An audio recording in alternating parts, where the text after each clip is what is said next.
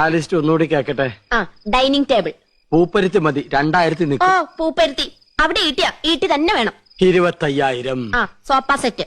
ചൂരല് മതി. റെപ്രസെന്റേറ്റീവിന് ഇരിക്കാനില്ല, യമുനയ്ക്കാ. കുഷൻ തന്നെ വേണം, കുതിച്ചു പോകണം. അതിന് കുതിരപ്പുറത്ത് കയറിയാ പോലെ. തമാശകള കൂട്ട്. 25,000. ആ ബ്രിഡ്ജ്.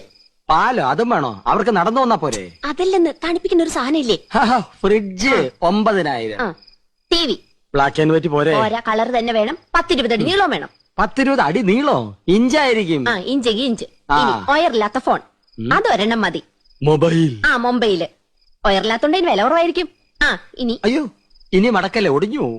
തൽക്കാലം ഇത്രയൊക്കെ മതി. മതി. ഇനി ഇതിന് പണം ഉണ്ടാക്കാനുള്ള വകുപ്പും കൂടി പറഞ്ഞു തന്നെ. മൊത്തം പണം കൈ വെച്ചിട്ടാണോ എല്ലാരും ഇതൊക്കെ മേടിക്കുന്നത്? ഇൻവെസ്റ്റ്മെന്റ് വാങ്ങണം. ഇൻസ്റ്റാൾമെന്റ്. അതെങ്കിൽ അത് അങ്ങനെ ആവുമ്പോ മാസം തോറും ഈസി ആയിട്ട് അടയ്ക്കാം. അല്ലെങ്കിൽ കടം വാങ്ങണം, പലിശ കൊടുക്കണമെന്നല്ലേ ഉള്ളൂ. എന്താ മുൻഷി പരമേശ്വരൻ പിള്ളയുടെ മകനെ കടം